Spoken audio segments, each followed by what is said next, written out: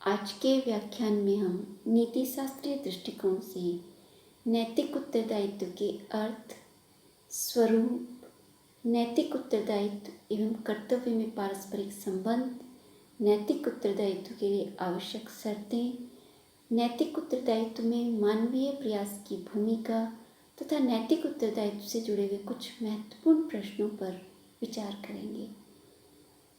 मनुष्य द्वारा किए जाने वाले समस्त कर्तव्यों के संदर्भ में संकल्प की स्वतंत्रता एवं नैतिक उत्तरदायित्व नीति शास्त्रीय दृष्टिकोण से दो महत्वपूर्ण अवधारणाएं हैं। संकल्प की स्वतंत्रता संबंधी व्याख्यान में हमने संकल्प की स्वतंत्रता पर विस्तृत चर्चा की।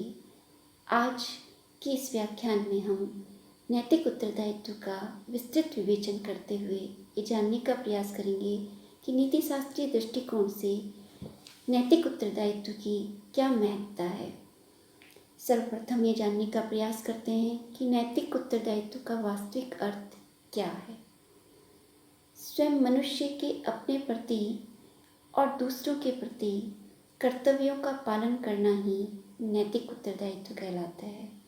अर्थात मनुष्य द्वारा स्वयं के प्रति किए जाने वाले कर्तव्य एवं दूसरों के प्रति किए जाने वाले कर्तव्य ही उसके नैतिक उत्तरदायित्व को निर्धारित करते हैं। नैतिक उत्तरदायित्व की इस परिभाषा से स्पष्ट है कि कर्तव्य एवं नैतिक उत्तरदायित्व में घनिष्ठ संबंध है। जो कर्म मनुष्य का कर्तव्य है उसी के लिए उसे नैतिक रूप से उत्तरदायी ठहराया जा सकता है। जो कर्म मनुष्य का कर्तव्य नहीं है उसके लिए हम उसे नैतिक रूप से उत्तरदायी नहीं ठहरा सकते।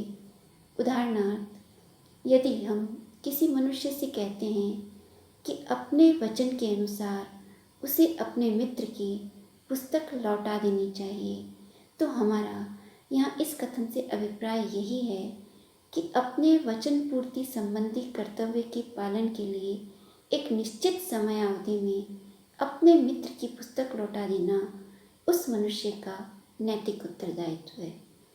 नैतिक उत्तरदायित्व के इस उदाहरण से स्पष्ट है कि कर्तव्य की अवधारणा में ही नैतिक उत्तरदायित्व का भाव अंतर्निहित है। नैतिक उत्तरदायित्व के लिए कौन कौन सी शर्तें आवश्यक है उन्हें हम जानने का प्रयास करते हैं। किसी भी मनुष्य को किसी भी कर्म या कर्तव्य के लिए हम नैतिक रूप से उत्तरदायी तभी ठहरा सकते हैं जब हमें यह ज्ञात हो कि उस मनुष्य में उस कर्तव्य को करने की शारीरिक एवं मानसिक क्षमता विद्यमान हो। अर्थात किसी कर्तव्य के पालन के लिए मनुष्य का शारीरिक रूप से समर्थ होना बहुत आवश्यक है।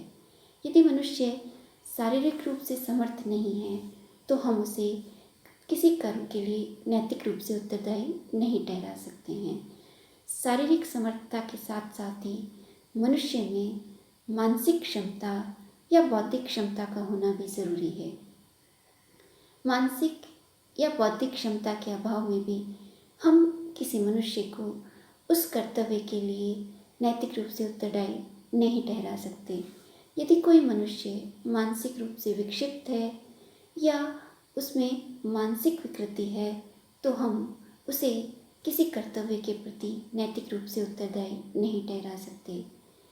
नैतिक उत्तरदायित्व के लिए मनुष्य को जो उसके द्वारा किया जाने वाला कर्तव्य है उसका ज्ञान होना भी आवश्यक है। ज्ञान के साथ साथ मनुष्य किस उद्देश्य से प्रेरित होकर वह कर्तव्य कर रहा है इसका भी होना आवश्यक है, क्योंकि किसी भी निरुद्देश्य कर्तव्य के लिए हम किसी मनुष्य को नैतिक रूप से उत्तरदायी नहीं ठहरा सकते। अतः किसी भी कर्म करने के लिए उसके ज्ञान के साथ साथ वह कर्म उद्देश्य से परिपूर्ण होना चाहिए, तभी हम उस मनुष्य को नैतिक रूप से उत्तरदायी ठहरा सकते हैं। इसके अतिरिक्त मनुष्य के समक्ष कुछ विकल्पों का भी होना आवश्यक है।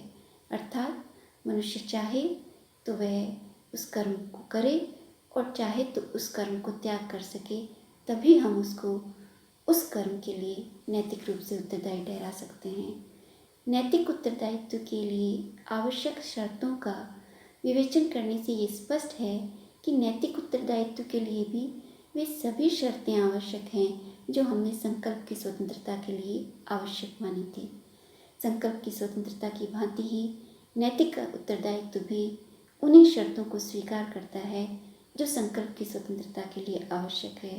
अर्थात जब मनुष्य में किसी कर्म को करने की शारीरिक एवं मानसिक क्षमता हो, वह स्वतंत्रतापूर्वक सोच समझकर विवेक के अनुसार उद्देश्य से परिपूर्ण होकर कोई कर्म करने अथवा नहीं करने के लिए स्वतंत्र होता है, तभी हम किसी मनुष्य को उस कर्म के लिए नैतिक रूप से उत्तरदायी ठहरा सकते हैं। नैतिक उत्तरदायित्व के लिए इन शर्तों के साथ साथ हम कुछ और महत्वपूर्ण बिंदुओं पर विचार करते हैं कि मनुष्य द्वारा किए जाने वाले किसी भी कर्तव्य के पालन में नैतिक उत्तरदायित्व मानवीय प्रयास को बहुत महत्वपूर्ण मानता है। नैतिक उत्तरदायित्व के अनुसार मनुष्य का अधिकार केवल प्रयास करने में है। मनुष्य को अपना अधिकतम प्रयास करना चाहिए। यदि मनुष्य अधिकतम प्रयास करने पर भी अपना नैतिक उत्तरदायित्व पूर्ण नहीं कर पाता है तो हम उसे दोषी नहीं ठहरा सकते। इससे स्पष्ट है कि नैतिक उत्तरदायित्व मानवीय प्रयास को अधिक महत्व देता है। मनुष्य उस नैतिक उत्तरदायित्व को पूर्ण करने में सफल होता है या असफल, इस दृष्टि से उस मनुष्य को दोषी नहीं ठहराया जा सकता, क्योंकि नैतिक उत्तरदायित्व के दृष्टिकोण से मनुष्य का अधिकार केवल प्रयास करने में है, उसके परिणामों पर निर्भर नहीं है। इस प्रकार नैतिक उत्तरदायित्व मानवीय प्रयासों की अधिकतम भूमिका को महत्व देता है। यहाँ यह भी स्पष्ट करना आवश्यक है कि अनभिज्ञता और व्यवस्था भी नैतिक उत्तरदायित्व को प्रभावित करती है। जिस कर्म को करते समय या जिस कर्तव्य का पालन करते समय यदि मनुष्य उस कर्तव्य या उस कर्म के परिपालन में अनभिज्ञ है, जिसको जानना उसके लिए संभव ही नहीं था, तो हम उसे नैतिक रूप से उत्तरदायी नहीं ठहरा सकते। किंतु यदि मनुष्य के लिए उस अनभिज्ञता को जानना संभव था, तो वह अपने नैतिक उत्तरदायित्व से मुक्त नहीं हो सकता। उदाहरणार्थ, एक चिकित्सक है, वह अपने किसी रोगी का इलाज कर रहा है, तो यदि चिकित्सक असावधानी पूर्वक अपने रोगी के साथ कोई हानिकारक दवाई प्रयुक्त करता है, तो हम उससे नैतिक उत्तरदायित्व से मुक्त नहीं कर सकते, क्योंकि चिकित्सक होने के नाते यह उसका नैतिक उत्तरदायित्व है कि वह अपने रोगी के उपचार के लिए अधिकतम प्रयास करते हुए, उपलब्ध जानकारी का सदुपयोग करते हुए अपने कर्तव्य का पालन करे। वह इस आधार पर अपने नैतिक उत्तरदायित्व से मुक्त नहीं हो सकता कि उसे उस औषधि का ज्ञान नहीं था। अतः अनभिज्ञता नैतिक उत्तरदायित्व से वहाँ तक ही मुक्त करती है जहाँ तक उस अनभिज्ञता को जानना मनुष्य के लिए संभव ही नहीं था। यदि मनुष्य के लिए संभव है और फिर वह प्रयास नहीं करता है, तो हम किसी भी मनुष्य को उस कर्म के लिए नैतिक रूप से उसके उत्तरदायित्व से मुक्त नहीं कर सकते। इसी के साथ नैतिक उत्तरदायित्व के लिए व्यवस्था जो है वह भी नैतिक उत्तरदायित्व को प्रभावित करती है। कोई मनुष्य यदि विवश है तो हम उस कर्म के लिए उस मनुष्य को नैतिक रूप से उत्तरदायी नहीं ठहरा सकते। मनुष्य को किसी भी कर्म के लिए स्वतंत्रता होनी चाहिए। वह बिना किसी बाह्य दबाव के स्वतंत्रतापूर्वक सोच समझकर अपनी विवेक शक्ति के अनुसार निर्णय करते हुए जब अपने कर्तव्य का पालन करता है, तभी हम उसको नैतिक रूप से उत्तरदायी ठहरा सकते हैं। यदि कोई मनुष्य अपनी बाह्य दबाव के कारण विवश होकर कोई कर्म करता है, तो वह अपने उस कर्म के लिए नैतिक रूप से उत्तरदायी नहीं है। इसी प्रकार मनुष्य किसी मानसिक विक्षिप्तता या मानसिक विकृति के कारण कोई कर्म करता है, तो हम उस कर्म के लिए उस मनुष्य को नैतिक रूप से उत्तरदायी नहीं ठहरा सकते। हमने संकल्प की स्वतंत्रता संबंधी व्याख्यान में देखा था कि एक मानसिक बीमारी जिसे क्लेप्टोमेनिया कहा जाता है, जिसमें मनुष्य निरुद्देश्य चोरी करता है, जहाँ मनुष्य का कोई उद्देश्य नहीं है चोरी करने का, तो ऐसे मनुष्य को हम चोरी जैसे अनैतिक कर्म के लिए उत्तरदायी नहीं ठहरा सकते, क्योंकि मनुष्य को इसका ज्ञान ही नहीं है कि वह चोरी क्यों कर रहा है। वह अपनी मानसिक विक्षिप्तता की वजह से, क्लेप्टोमेनिया से पीड़ित होने की वजह से अनुचित कार्य कर रहा है। अतः नैतिक उत्तरदायित्व के लिए आवश्यक है कि मनुष्य किसी भी प्रकार के बाह्य दबाव एवं व्यवस्था से मुक्त हो। नैतिक उत्तरदायित्व के लिए यह भी आवश्यक है कि किसी मनुष्य को किसी स्वार्थ से प्रेरित होकर कोई अनुचित कर्म करने के लिए हम उसके नैतिक उत्तरदायित्व से मुक्त नहीं कर सकते। उदाहरणार्थ, यदि कोई मनुष्य अपने स्वार्थ से प्रेरित होकर चोरी कर रहा है, झूठ बोल रहा है या किसी मनुष्य को धोखा दे रहा है, तो वह कभी भी अपने नैतिक उत्तरदायित्व से मुक्त नहीं हो सकता। कोई भी मनुष्य अपने नैतिक उत्तरदायित्व से मुक्त या नैतिक उत्तरदायित्व के लिए उसके लिए आवश्यक है कि वह बाह्य दबावों, अपने स्वार्थ से मुक्त होकर और स्वतंत्रता पूर्वक अपनी विवेक शक्ति के द्वारा निर्णय लेकर कर्म करे। तभी हम उस मनुष्य को उस कर्म के लिए उसे नैतिक रूप से उत्तरदायी ठहरा सकते हैं।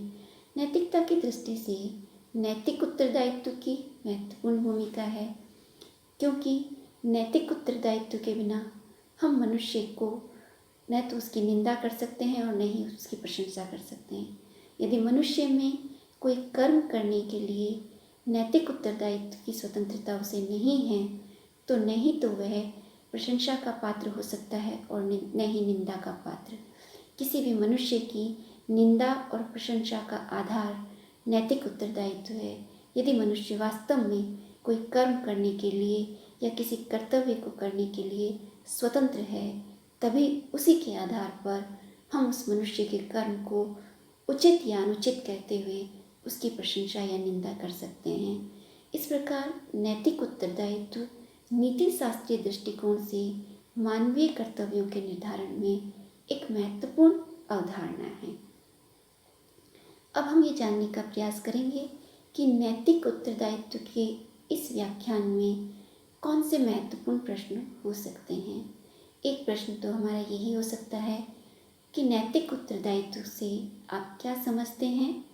नैतिक उत्तरदायित्व के अर्थ को स्पष्ट करते हुए इसके लिए आवश्यक मूलभूत शर्तों की व्याख्या कीजिए। एक प्रश्न ये भी हो सकता है कि नैतिक उत्तरदायित्व एवं कर्तव्य में पारस्परिक संबंध को स्पष्ट कीजिए। एक प्रश्न ये भी हो सकता है कि नैतिक उत्तरदायित्व में मानवीय प्रयास की क्या भूमिका है। अनभिज्ञता और विवशता नैतिक कर्तव्य को किस प्रकार से या नैतिक उत्तरदायित्व को किस प्रकार से प्रभावित करती है, उदाहरण के साथ स्पष्ट कीजिए। किस आधार पर हम मानवीय कर्मों की निंदा और प्रशंसा करते हैं, अर्थात मानवीय कर्मों के मूल्यांकन के कौन से प्रमुख आधार हैं, स्पष्ट कीजिए। नैतिक उत्तरदायित्व से संबंधित ये महत्वपूर्ण प्रश्न हैं और आज के व्याख्यान में हमने इन प्रश्नों का जवाब देने का प्रयास किया है।